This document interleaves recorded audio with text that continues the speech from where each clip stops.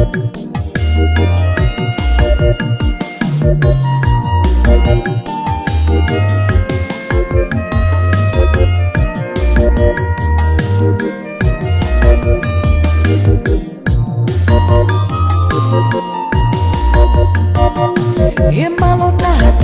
imechi Ifugonotata mane makechi adi.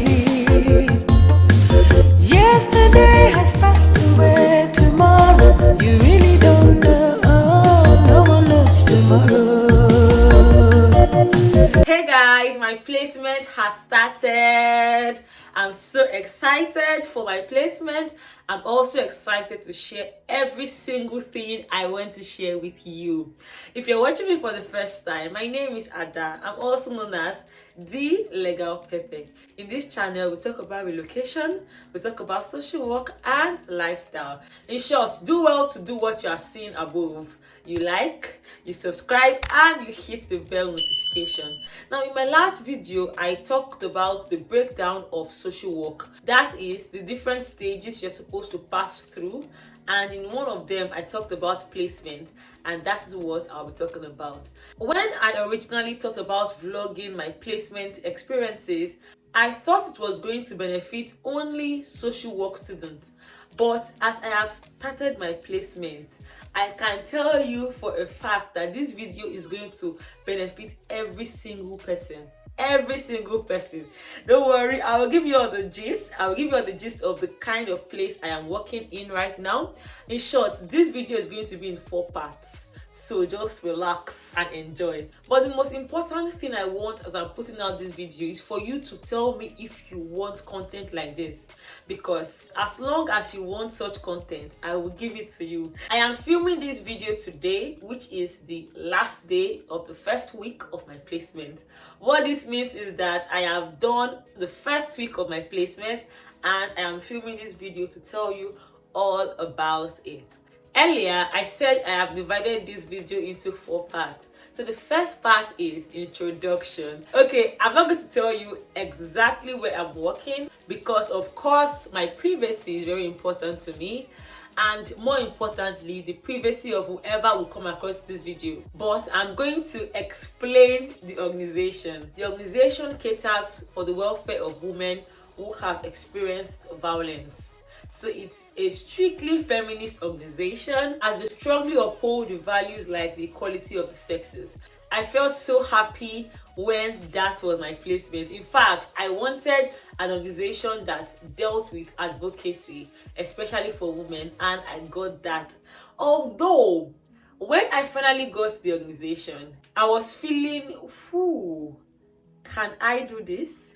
Because it is not an easy job to do. Caring for vulnerable women, caring for abused women is not an easy thing to do. I have done a similar job when I was in Nigeria, and I can tell you that it takes its toll on you because you are dealing with people that have been abused. And if you're not careful, you may take a lot of the emotions home. But one thing that I love about this organization is the fact that they have clinical supervisors, such that if any staff is overwhelmed or emotionally or mentally sapped out from dealing with the client, you have therapists, you have counselors that can walk you through that journey. And that meant a lot to me because when the organization contacted me, by the way, let me explain how it's done or how it was done in my school. So you as a student, social work student, would have an interview with your placement supervisor. They would ask you the kind of organization you're looking into, and of course the most popular organizations are children and social work organizations or adult social work organizations. But I didn't choose any of those. I chose advocacy. So I told them I wanted to work with vulnerable women.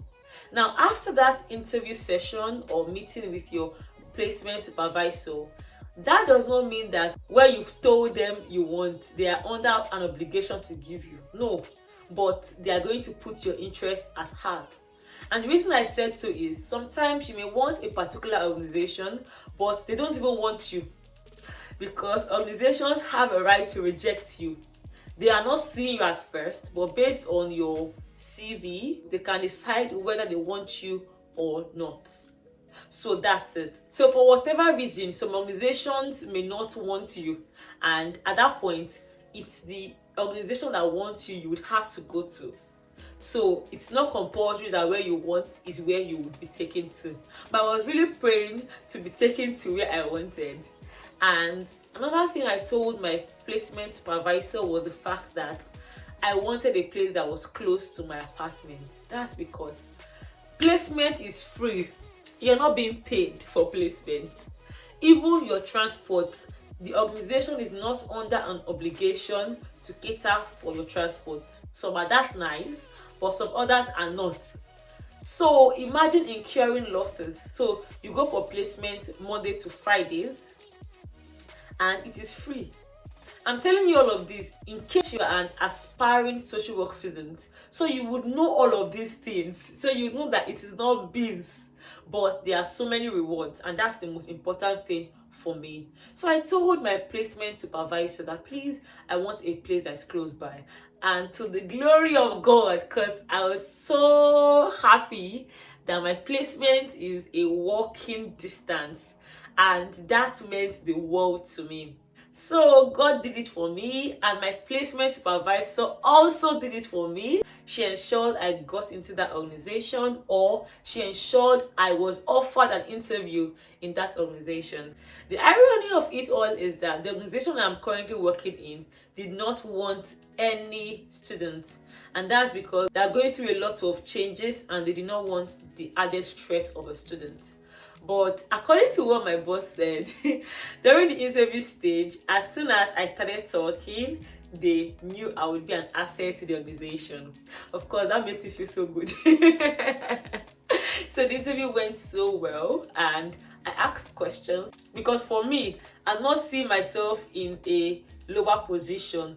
I see it as I am going to be an asset to you. So what do you have to offer me? Because I asked questions like, what emotional support will you give when I feel overwhelmed? I ask questions like, what's the development plan? Even though deep down I know that I'm just spending 70 days there, so I would not have a perfect development plan, because for me, I like staying in an organization, ensuring I'm an asset there such that I go higher in the roles. But because this is placement and not a job, there was nothing much with respect to development, but I ensured the organization was such that would look amazing in my CV and I would learn a lot from there. So that's it about the organization. I hope I've been able to answer some of your questions. Of course, if it's about the name of the organization, I am not saying that. So that's that about the introduction. Now let's move over to the remaining 3 parts. Now guys, I feel like this placement is going to make me a more emotionally intelligent person. I thought the placement was just academic, but this particular organization is helping me.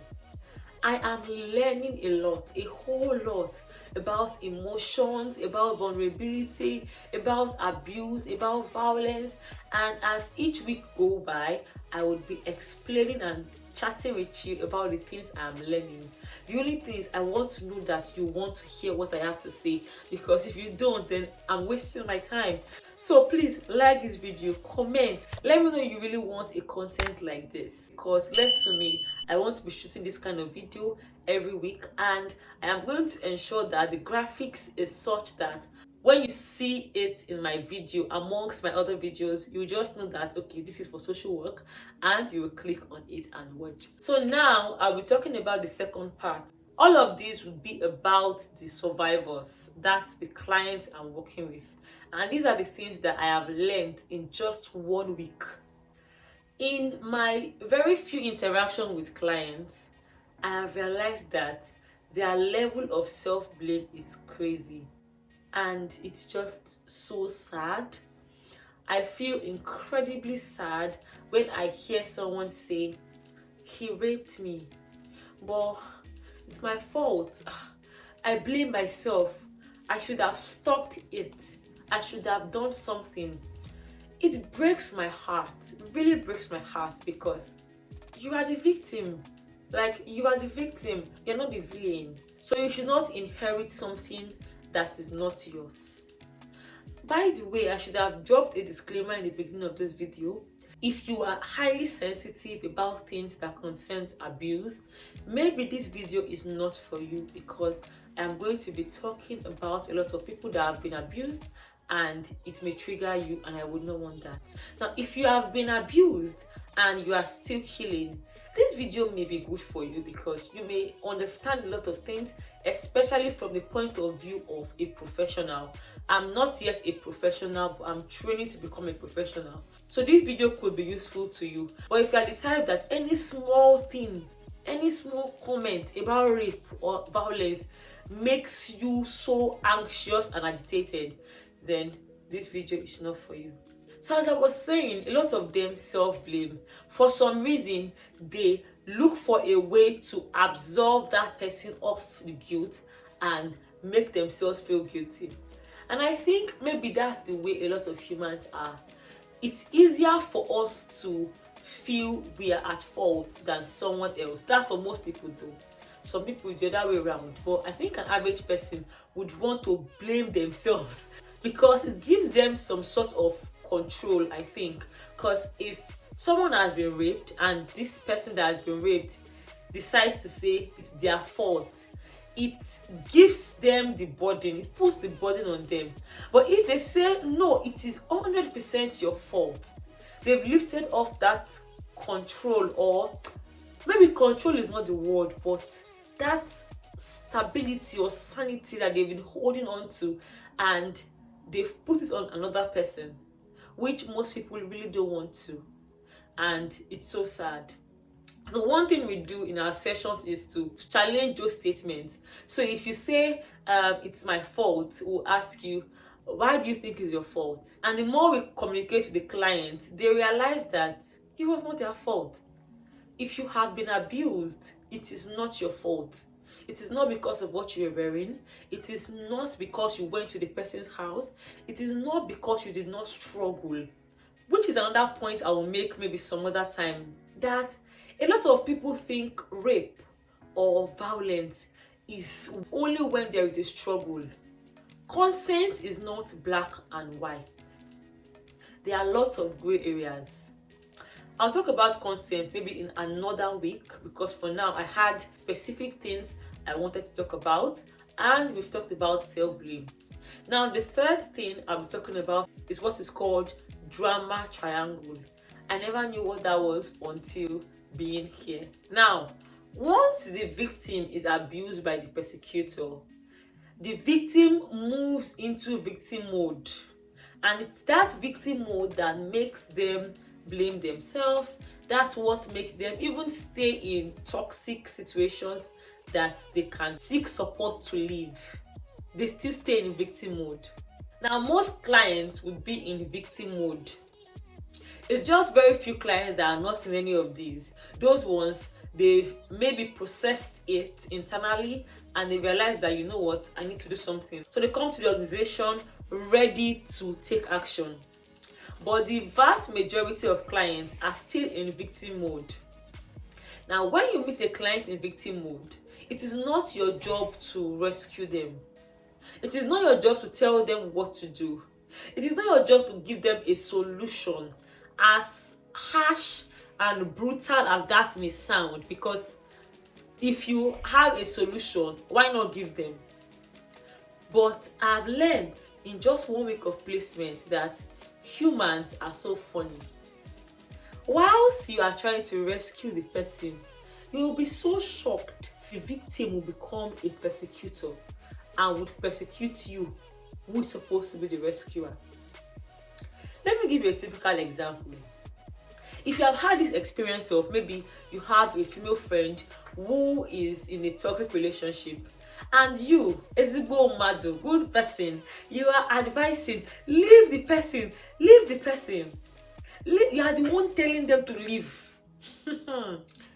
Guess what? Most often than not, they will not leave, but they would use you to settle. You were trying to rescue, but this victim has become a persecutor, because now this persecutor is now gossiping about you and saying nasty things about you to her boyfriend that abused her. By the way, I'm using a lot of her, him, like the man being the abuser, not because women don't abuse, but because the majority of abuse cases are women being abused. Now, the last part of this video is on suicide. In Nigeria, where I am from, it is illegal to commit suicide. The word is commit suicide because committing suicide is a crime. What that means is, if you try to kill yourself, ensure you do a good job. Because if you fail to try to kill yourself, you would be imprisoned for failing to kill yourself. It's crazy. The first day I realized that, it was whew, and that's the law in Nigeria, which is very different from the UK, because if someone tries to kill themselves, you would have lots of support. People are more tolerant of you. Unlike in Nigeria, of course, your family members may support you, but the society at large would see you as being ungrateful. Like, you are alive. What's the problem? What is so bad that you want to kill yourself?